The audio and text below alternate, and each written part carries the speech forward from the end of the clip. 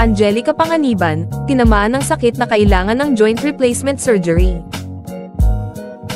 Dahil sa kanyang kalagayan, labis na hindi komportable si Angelica Panganiban kaya napaluha siya. Ang avascular necrosis ay isang bone ailment na tila na-develop ng kapamilya actress at sikat na ina noong nakaraang taon.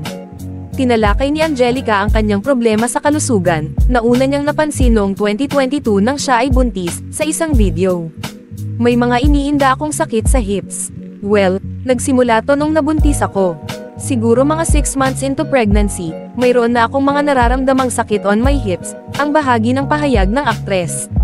Una niyang sinabi na hindi siya sigurado kung saan nagmumula ang matinding sakit na nararanasan niya, ngunit tila ito ay nasa kanyang likod, hita, at balakang. Noong una ay naniniwala siya na ito ay isang normal na aspeto ng pagiging buntis, ngunit habang tumatagal, lumalala ang kakulangan sa ginhawa. Hindi pa rin ito nawawala kahit na nanganak na siya. Nadagdagan pa raw ang pagkirot ng kanyang likuran. Nang magsimula na silang mag-workout uli ng kanyang fiancé na si Greg Homan tulad ng yoga at pagtakbo. Ang sobrang sakit ng kanyang katawan ay umabot sa puntong hindi na siya makalakad o makatayo. Kasunod nito, nagpa-ultrasound na raw siya, hanggang sa, may nakita silang liquid doon sa bandang singit ko, so na-advise ako na mag-therapy because hindi ko in option ang pag-inom ng gamot dahil I'm breastfeeding. Upang maging patas, nakaramdam siya ng kaunting pagpapagaan pagkatapos magpagamot sa loob ng 2 buwan, ngunit bumalik kaagad ang sakit pagkaraan ng 1 linggo. Nagkaroon ng isang time na hindi na ako makalakad again, sobra akong in pain. Iyak ako ng iyak, aniya pa. Bumalik sa ospital ang aktres, at dito na nga niya nalaman mula sa doktor base sa naging resulta ng kanyang MRI, magnetic resonance imaging, na meron siyang avascular necrosis.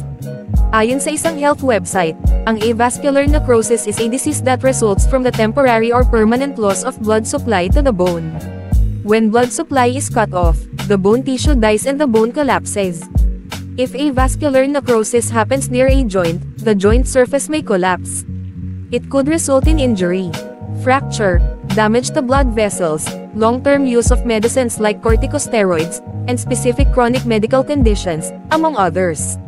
Sabi ni Angelica, ang tanging solution niya, sabi sa akin, ay surgery, parang joint replacement na nakakatakot pakinggan. Kasunod nito, nag-consult si Angelica sa isang medical expert na may conservative approach sa kanyang sakit, kung saan may involved na stem cell injection para sa bone regrowth and regeneration. Sa ngayon, sinabi ni Angelica na maayos-ayos na ang kanyang kondisyon. Sa katunayan, nakakatayo at nakakalakad na siya ng maayos.